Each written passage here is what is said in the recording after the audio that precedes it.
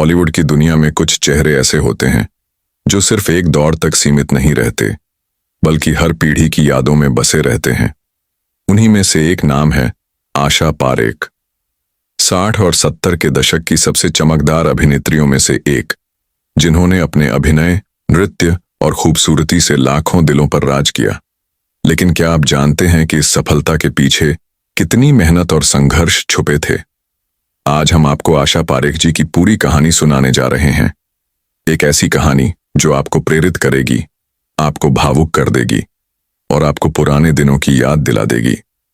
2 अक्टूबर 1942 को जन्मी आशा पारेख का फिल्मी दुनिया से रिश्ता बचपन से ही जुड़ गया था। उनका झुकाव बचपन से ही कला और नृत्य की ओर था। उनकी मां एक गुजराती थीं और पिता कर्नाटका से थे, जिससे उन्हें दोनों संस्कृतियों का प्रभाव मिला। कम ही लोग जानते हैं कि उन्होंने क्लासिकल डांस की ट्रेनिंग ली थी और आगे चलकर यह उनकी सबसे बड़ी ताकत बनी।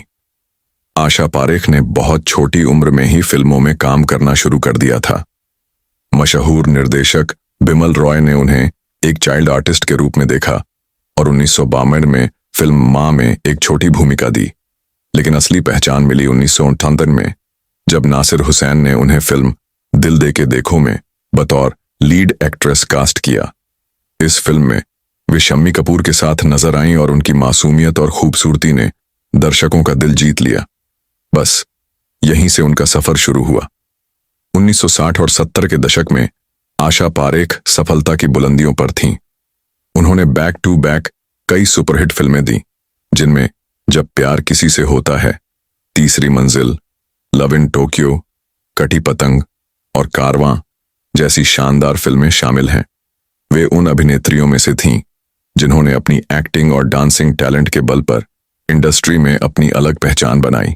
और यहीं से शुरू होता है एक अजीबोगरीब किस्सा जो डायरेक्टर नासिर हुसैन से जुड़ा हुआ है।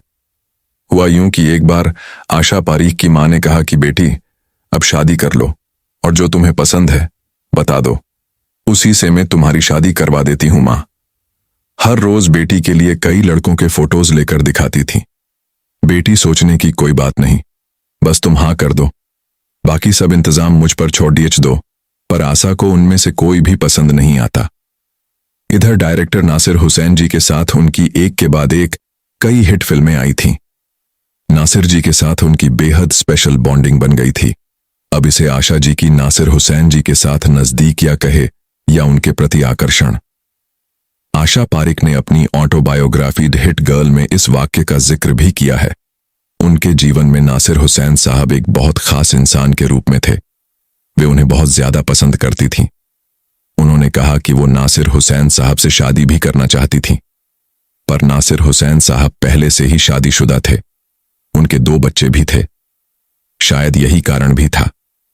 आशा पारेख, जो कि नासिर हुसैन को इतना पसंद करती थी, फिर भी उन्होंने उनसे शादी नहीं की, क्योंकि वो किसी के बसे बसाए घर को उजाड़ कर अपना घर नहीं बसन चाहती थीं।